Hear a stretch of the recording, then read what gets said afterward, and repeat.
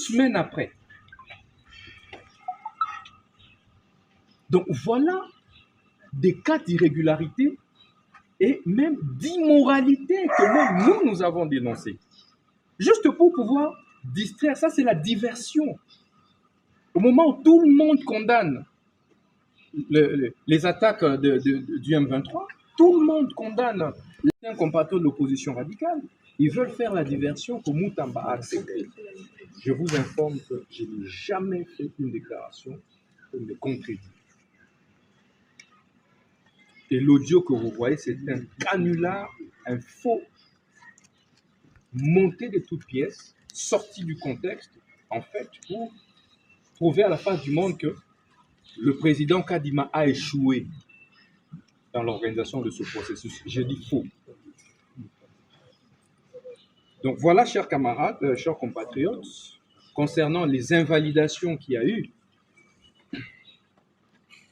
nous félicitons vivement, l'opposition républicaine félicite vivement l'équipe dirigeante de la CENI. Écoutez, soyons humains. Ce qui tue les Congolais, c'est la haine. Mouté Mamabé. Dites-moi, il n'y a pas eu dénonciation de fraude en 2006, en 2011, en 2018? Quel est ce candidat qu'un président de la CENI a fait invalider? On parle de quel candidat invalidé? Tous les poids lourds, aussi bien de l'Union sacrée que de l'opposition.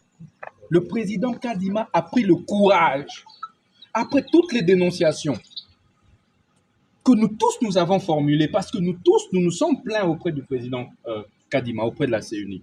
Il a entendu nos voix. Parce que, mes amis, le fait est que tous ces fraudeurs-là à attraper et invalider, le président Tshisekedi ne leur a jamais demandé d'aller frauder pour lui. L'infraction est personnelle, individuelle. Est-ce que Tshisekedi, le président Tshisekedi a demandé à un candidat et dit « Va tricher pour moi et puis tu triches aussi pour toi » Ils ont utilisé la ruse. Ils ont voulu utiliser abusivement le nom Tshisekedi pour justifier leur anti-valeur, leur immoralité. Et maintenant qu'ils sont rattrapés, même le président Tshisekedi s'est désolidarisé des 12 candidats de l'UDPS et de tous les candidats de la majorité au pouvoir. Et nous remercions vivement le président Kadima pour son sens élevé des patriotismes, des sursauts patriotiques. Il a réussi à moraliser la vie publique congolaise. Et croyez-moi, prochainement, vous n'allez plus assister à ces bourrages d'urnes tels que constatés. Mais maintenant, est-ce que ces invalidations, ces fraudes sont des natures à impacter sur l'élection présidentielle? Je dis non. Comment? Parce qu'il y a eu un écart de 10 millions, plus de 10 millions de voix entre nous et notre adversaire Tshisekedi. Et que les cas de fraude sont marginaux. Et ces gens ont fraudé pour torpiller les processus électoraux, pour torpiller même la réélection du président Tshisekedi. C'est comme ça que vous verrez, ils sont le premier eux-mêmes à dire « Oh non, d'ailleurs, on avait aussi triché pour le président Tshisekedi. » Mais est-ce qu'ils vous avaient demandé de tricher pour lui?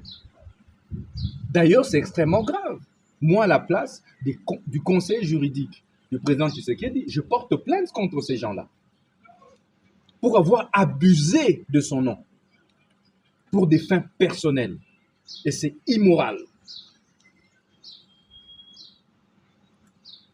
C'est immoral.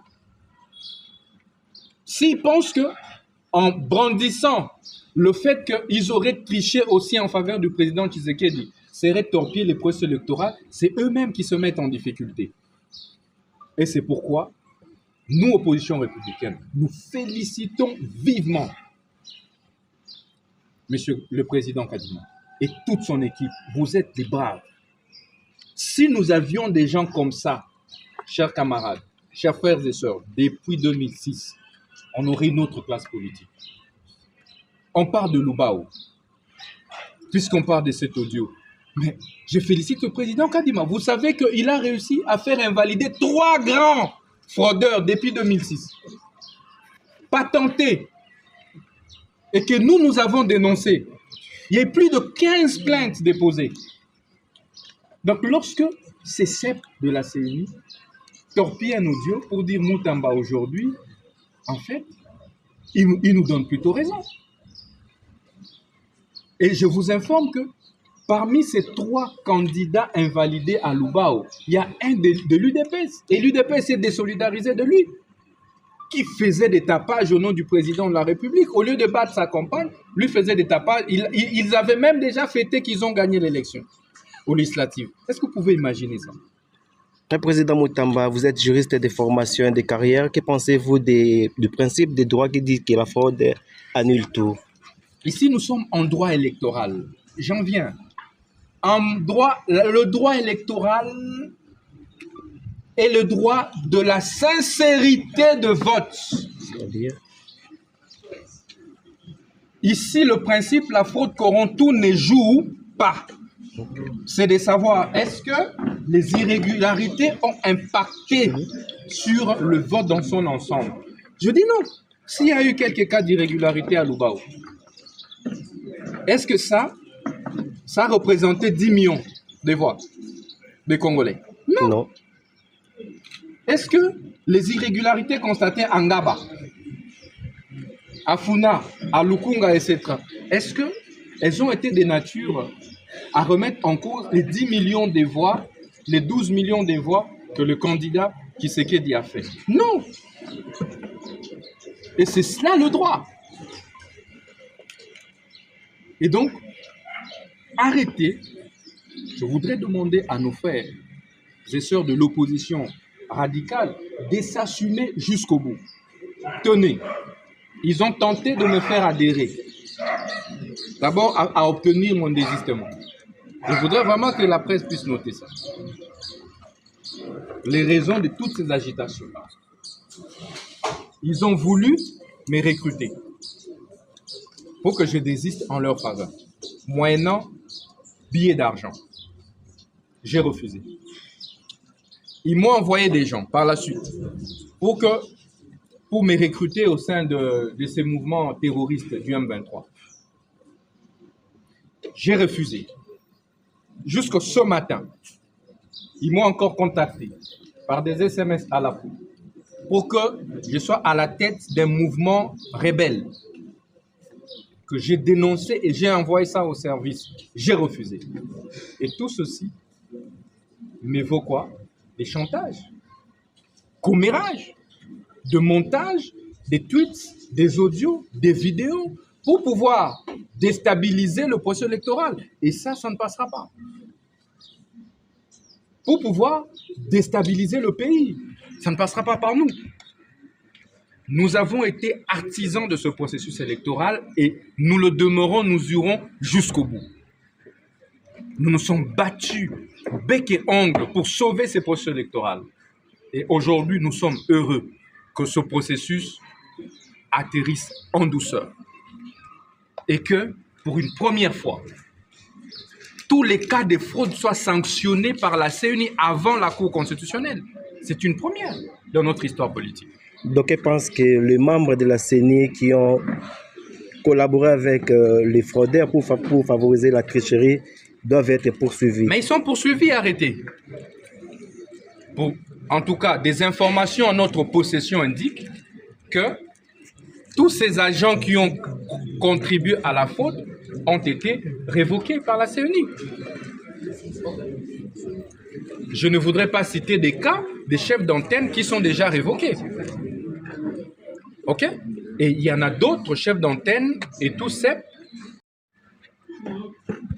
auprès du procureur général près la Cour de cassation pour que immédiatement il puisse arrêter en procédure de flagrance tous les 82. Parce que les preuves sont là. C'est la Commission électorale nationale indépendante qui sort les preuves qu'il y a eu bourrage d'urnes, il y a eu fraude électorale. Et je vous informe, ces criminels électoraux dont l'objectif était de saper le processus électoral pour lequel de nombreux compatriotes se sont battus, ils doivent être arrêtés. Nous, opposition républicaine, nous exigeons l'arrestation immédiate de tous les 82 fraudeurs. Et nous félicitons vivement. Avec beaucoup de respect, on a assisté à un vote hebdomadaire. Il y a la fraude déployée, dénoncée par tout le monde. Il y a même Jean-Marc Abound qui avait dénoncé bien avant. Est-ce que, étant juriste de formation, est-ce que vous ne reprochez pas la CENI en quelque chose? Mais on a dit, d'abord, pour votre information, j'aimerais que tout le monde puisse le noter. Chers camarades, compatriotes de la presse, a été organisé aujourd'hui pour des raisons logistiques. On peut l'organiser demain, pourvu de respecter les 11 heures. S'en saisir et l'arrêter immédiatement. Nous ne sommes pas les partisans des antivaleurs. Les 118%, ça vous dit quelque chose? Ben écoutez, je ne suis pas un expert en arithmétique électorale. Ok, je suis politique. Est-ce que ces élèves ne donnent pas telle raison à ceux qui exigeaient le budget électoral? Non, absolument pas. Ce sont des irrégularités qui relèvent en fait de la nature humaine. C'est une œuvre humaine qui ne peut être exempte d'imperfections. Donc ce sont des fraudes qui n'ont pas du tout, et j'insiste, qui n'ont pas du tout remis en cause la crédibilité du processus électoral. Les élections ici ont été crédibles, ont été transparentes, ont été inclusives. Ces élections ont été sérieuses. Président, si jamais le président vous tendez la main, serez-vous prêt à intégrer les institutions pour mener votre combat de la rupture? Écoutez, aujourd'hui, les élections me placent comme chef de file de l'opposition républicaine. Par opposition républicaine, nous entendons s'opposer à ce qu'il faut s'opposer, soutenir ce qu'il faut soutenir. L'opposition pour nous ne veut pas dire radicalité. L'opposition n'est pas synonyme pour nous de s'opposer à tout